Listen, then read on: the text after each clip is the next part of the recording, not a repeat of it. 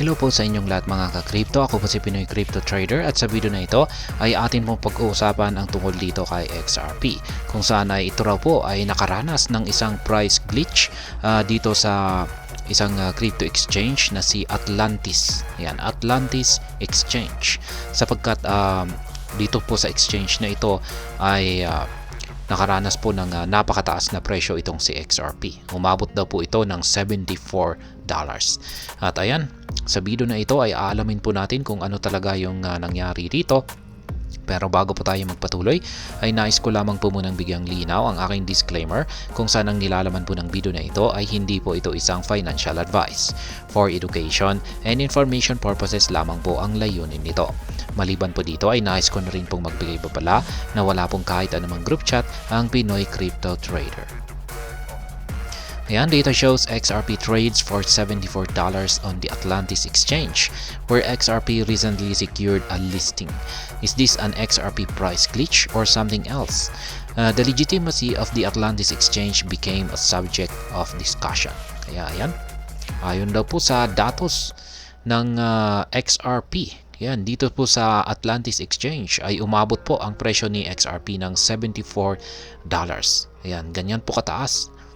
At yan, si XRP ay kamakailan lamang na nalista dito sa Atlantis Exchange.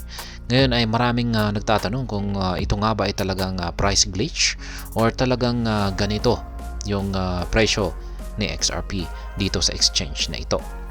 Kaya ayan, dahil sa ganito kataas yung naging presyo ni XRP ay naging ito po yung pinag-uusapan ngayon. XRP trades for $113, $80, and $74. Kaya ayan, hindi lamang po $74 yung naging presyo ni XRP dito kay Atlantis. Umabot din po siya ng $113.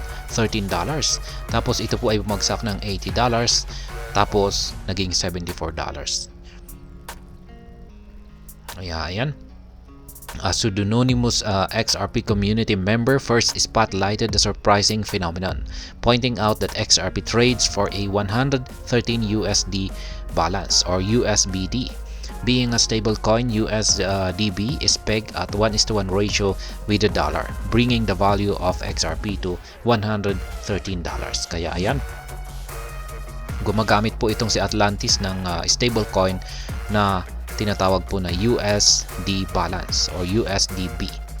Kaya yan, ito po ay sapagkat ito po ay isang stablecoin ay 1:1 ang kanyang ratio kung saan ay nakadikit po yung kanyang value sa US dollar.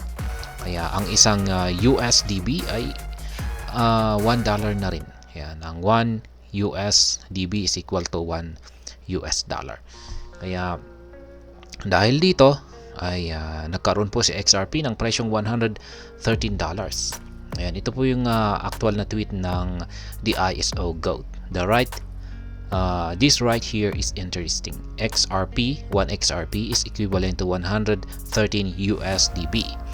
Kaya ang 1 USDB is equivalent to 1 US dollar. Kaya ang XRP, 1 XRP is equivalent to 113 US dollar. Ayan, ito po yung kanyang mga screenshot na nagpapatunay. Yan, na si XRP USDB na pair ay umabot po ng 113. Yan, US dollar. Another XRP proponent called attention to the anomalous value shortly after Wrath of Kahneman or Wook, a prominent XRP community figure, echoed the development surrounding Atlantis' recent support for XRP. The price had dropped from $113 to $80 at that time. Kaya yan, isa na rin pong kilalang XRP community member na si Wrath of Kahneman ang nakapansin dito sa anomalous price ni XRP dito sa exchange na si Atlantis. Pero nung mapansin po niya ito ay bumagsak na po yung presyo ni XRP. Mula sa $113 ay naging $80 ito, pero napakataas pa rin po nito. In response, Wook expressed doubt but stressed that market participants would explore any arbitrage opportunities before long. An investigation from the Crypto Basics shows that the XRP price on the exchange has fallen further to $74.5.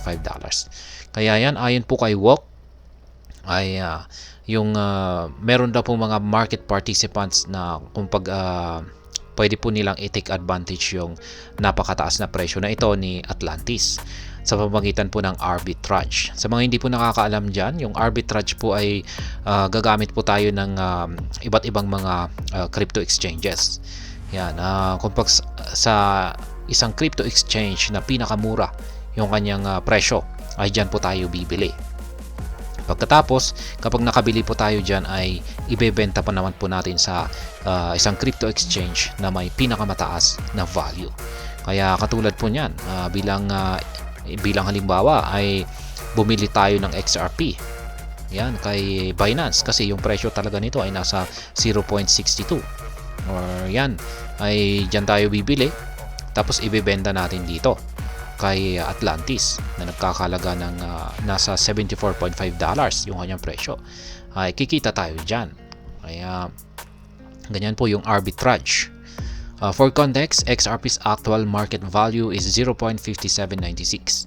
For XRP to reach the $74.5 price on Atlantis, it would need to rally by 12,753%.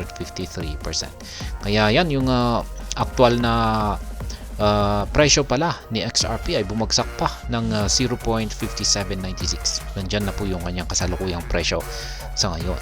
Ayan, kung ganyan po yung ating presyo na binili natin kay Binance, tapos inilipat natin dito kay Atlantis, tapos binenta natin. Ayan.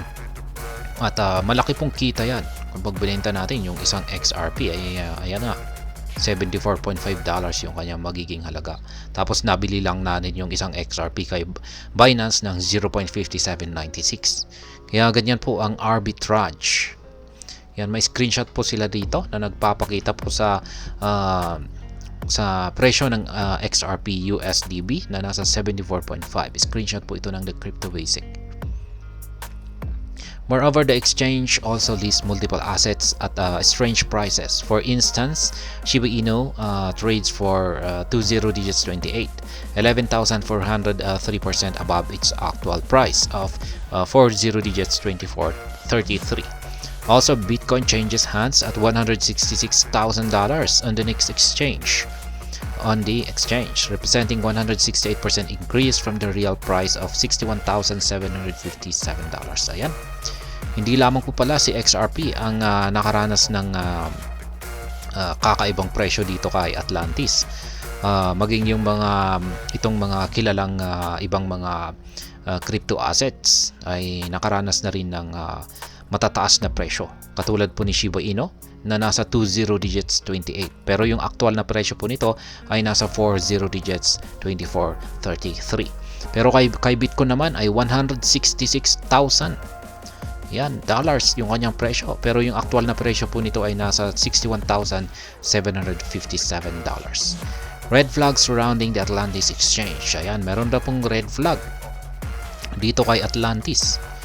Pag sinabi po nating red flag ay parang merong kaduda-duda na operasyon ng Atlantis exchange. Sabi rito ay users have repeatedly reported an inability to withdraw their assets after depositing them into the platform. Some have also alleged that the system fails to recognize their login credentials shortly after they deposit cryptocurrencies into the platform. Ayan, nakakatakot po pala ang Atlantis exchange na ito, sapagkat meron na pong mga users na kapag sila raw po ay magwi-withdraw ng kanilang asset dito sa platform na ito ay hindi raw po pwede. Ayan, hindi daw po nila parang nag-fail. Yan, or meron po sigurong technical issues, or meron lumalabas po siguro na parang nagsasabi na hindi nila pwedeng ma-withdraw yung kanilang dineposit dito. Yan, kaya parang scam nga na exchange ito. At yung iba naman ay sabi nila kung pagkatapos na po nilang mag-deposit ng cryptocurrency dito kay Atlantis, ay kung maglalagin po ulit sila ay hindi na raw magsi-system fail na raw, o hindi na raw sila makakalagin. Ayan, kaya mukhang scam nga yung exchange na ito. Kaya marami raw pong nakakaranas ng ganyan dito kay Atlantis. Kaya yan, mas makakabuting wag na po nating subukan yan. Yan, kung iniisip po nating mag-arbitrage dito, kasi napakagandang i-arbitrage po talaga ito. Pero wag na lang kasi kaduda-duda po talaga yung exchange na ito. Yan, mawawala lamang yung dineposit mo rito, hindi mo rin ma-withdraw.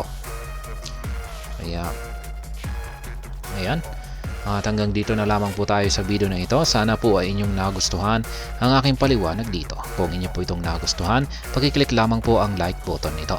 Para naman po sa mga bago lamang dito, kayo po ay aking inaanyayahan para mag-subscribe. Pakiclick na rin po ang bell icon nito dahil ito po ang siya magsisilbing notification nito sa mga bago kong videos na akin pong ina-upload sa aking YouTube channel na ito. Marami pong salamat sa panonood. Ingat po tayo lagi at God bless po sa ating lahat.